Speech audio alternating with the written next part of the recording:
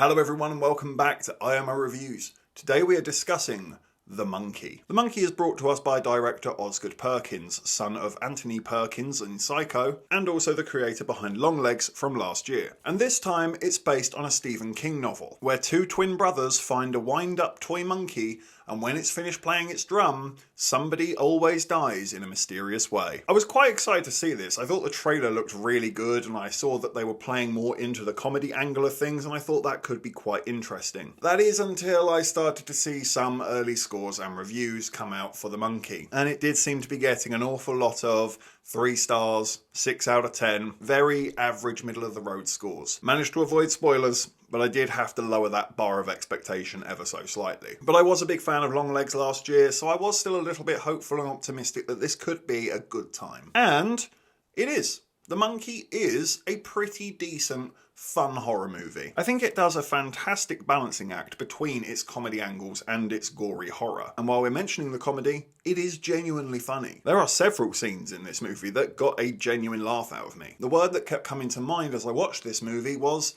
amusing. I did have a little wry smile on my face for the vast majority of this film. It's fun, and it does seem to have its tongue mostly in its cheek. It knows what it is, and it's having fun with its own idea. It's creative in its death, and it is gory. I was quite impressed with some of the gore on display here. You can still feel that vibe and essence of Stephen King to the narrative, and it isn't as suffocating as some other Stephen King adaptations have been. I feel like Osgood Perkins managed to put his own tone and style onto it. The Monkey is a really good, enjoyable, fun, gory horror movie.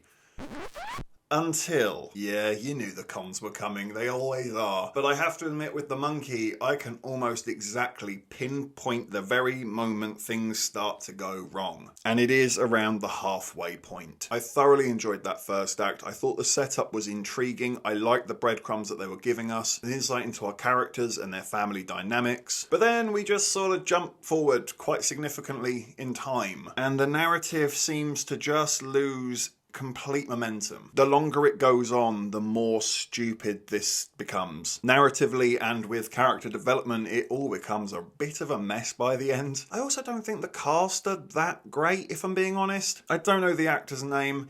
I just remember him as the arsehole character from the In-Betweeners movie, but I don't think he's strong enough of an actor to be able to hold down the lead of a horror movie, and I don't think he's good enough of an actor to play a 2-part role, because they're twin brothers, so yes, he is both adult versions of the brothers, and I don't think he does a very good job. He doesn't offer enough of a differential personality between the two brothers, and I don't really feel like he captures either one that well at all. He very much just feels like a guy who is also playing another character who looks exactly the same, but this one has glasses and a plaid shirt on, whilst the other one has hair gel and no glasses. It feels like a game of Guess Who, rather than a very good performance. I don't like Legend, but you have to admit Tom Hardy pulled it off seamlessly, and he did not have that much of a difference in his design or look. So I really do think it comes down to the actor. The film also feels like there are so many missed opportunities. It could have gone so much more deeper, which is funnily enough a complaint that a lot of people had about Longlegs, and in hindsight, yeah,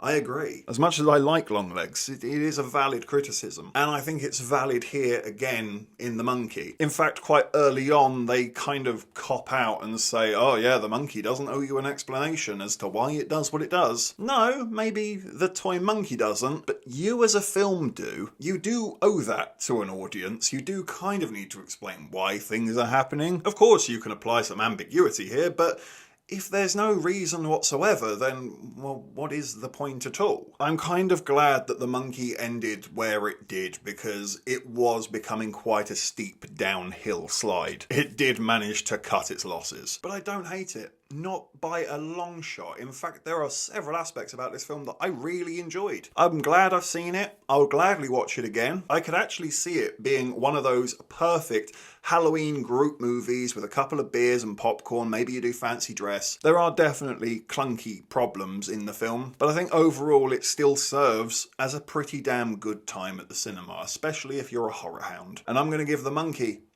a 7 out of 10. Thank you for watching this review. Please be sure to hit that like button and hit the subscribe button if you haven't already, and please do hit the comment section as well. Have you seen The Monkey? What did you think about it? Let me know in the comment section down below. And of course, if you haven't had enough of this crazy ginger, you can always click on these suggested videos right here and get yourself lost in an IMO wormhole. But if not, take care, and I look forward to seeing you on the next review.